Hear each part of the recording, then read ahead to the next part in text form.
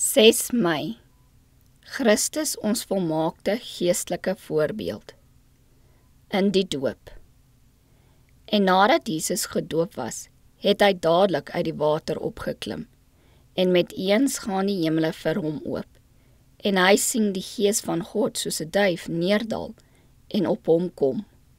En daar kom 'n stem uit die hemele wat sê, dit is my geliefde seun, in wie ek 'n welbehae het.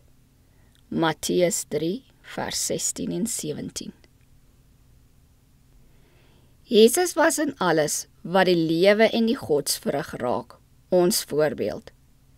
Hy is in die Jordaan gedoop, net soos diegene wat na hom toe kom, gedoop moet word. Die hemelse engele het met diepe belangstelling aanskou hoe die heiland gedoop word.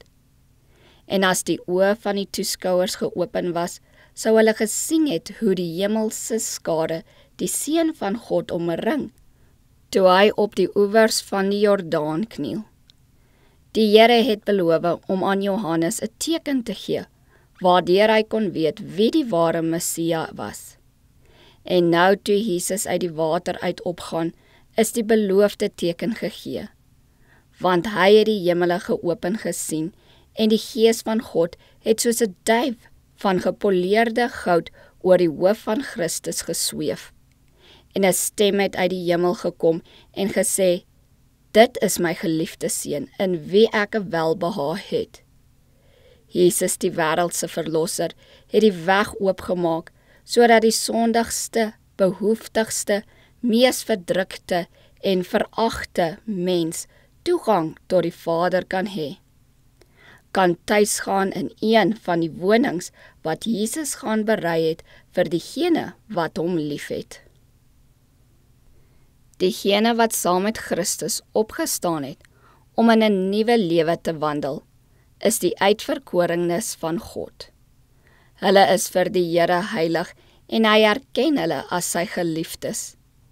Daarom staan hulle onder 'n pligtige verbond om hulle deur hulle nederigheid van gees te onderskei.